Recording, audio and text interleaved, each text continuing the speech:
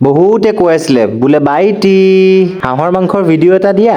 আজিলৈকে নিজে হাঁহ এটা কিনি খাই নাপালো। আজিও এই লগৰটোৰ কেতিয়াবাই পাৰ হৈ যোৱা বাৰ্থডে বুলি বোলো ডক্টৰে বেলেগ মাংস খাব মানা কৰিছে, খাওঁ যদি অকল হাঁহৰ মাংস খাব দিছে। বেচেৰাই উপায় নাপায় তেলাল হাঁহ এটাকে উঠাই আনিলে। আজি 6 মাহ মানৰ আগতে ইয়ে ৰুমত হাঁহ এটা খুৱাইছিলে। বাৰু দেৰি নকৰি বনাব আৰম্ভ কৰি দিলো। আহিয়ে দেৰি নকৰি চবে যা যোগাৰ খিনি কৰিয়ে দিছে। মই বোলো বহুত দিন খানা বনোৱা নাই, পাহৰিয়ে গৈছো কেনেকে বনাই। নাই তথাপিতো ময়ে বনাব লাগে বোলে। উপায় নাই। এইফালে মাগুৰ বৰণীয়া কেৰাহীটো তেল গৰম হোৱাৰ লগে লগে গোটা জিৰা, শুকনা জ্বালা আৰু নাওমান আদা নেহৰু দি পিয়াজ মছলা সানি থোৱা লিভাৰ আৰু আমঠু খিনি দি দিলো। এইফালে বাৰ্থডে বয়ে কোমোৰা আৰু চালাড কাটি ৰেডি কৰি থৈ দিছে। লিভাৰ আৰু আমঠু ফ্ৰাই খিনি মানে ৰেড বুলৰ লগত খাবলৈ বনাইছো। দিনটো কষ্টৰ অন্তত যদি অলপমান ৰেড বুল খাবলৈ নাপাওঁ কমটি দুখৰ কথা নে। পিছে এইটো নিজৰ পইচাৰে খোৱা নাছিলো। লিভাৰ ফ্ৰাই হোৱাৰ পিছত একেটা কেৰাহীতে আকৌ তেল গৰম হ'ব দিছো। পৰুৱা কণী সমান দুটা ইলাচি, দুডোখৰ ডালচেনি, দুটা লং আৰু কেকটিমান শুকনা জ্বালা দি কাটি ৰখা পিয়াজ খিনিও দি দিছো। পৰিমাণ মতে নিমখ দি ৰঙচুৱাকে ভজাৰ পিছত অলপমান আদা নহৰু দি আকৌ অকমান সময় ভজাৰ পিছত তেলাল হাঁহখিনি দি দিছো আৰু অলপ সময় ভাজিবলৈ দিম। আমি মানে এনেকুৱা ধৰণৰ খানা চানা খালে এটা ধুনীয়া সস্তীয়া হোমষ্টে এটা বুক কৰি লওঁ। আজিও ব্লু পেৰাডাইজ নামৰ হোমষ্টে এটালৈ আহিছো। সোমাই এটা হল টাইপ ৰুম পাব য'ত এখন থাকিব ডাইনিং,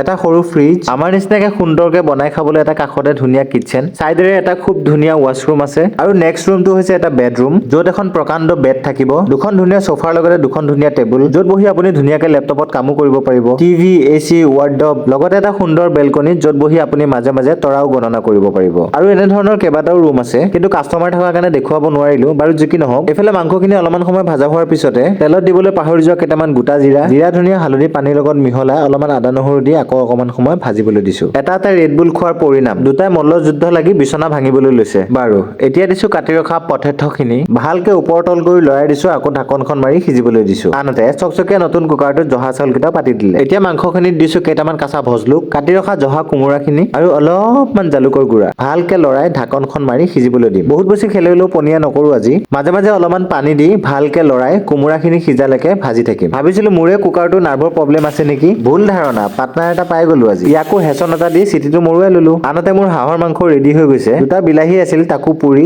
কাঁচা ভজলুক, কাঁচা ধইনা, কাঁচা তেল, কাঁচা নিমখ দি ভালকে সানি ললো। দেৰি নকৰি গৰমে গৰমে পৰিবেশন কৰিবলৈ লৈছো। গৰম গৰম জহা চাউলৰ লগত গৰম গৰম জহা কোমোৰাৰে বনোৱা হাঁহৰ মাংস খাবা আৰু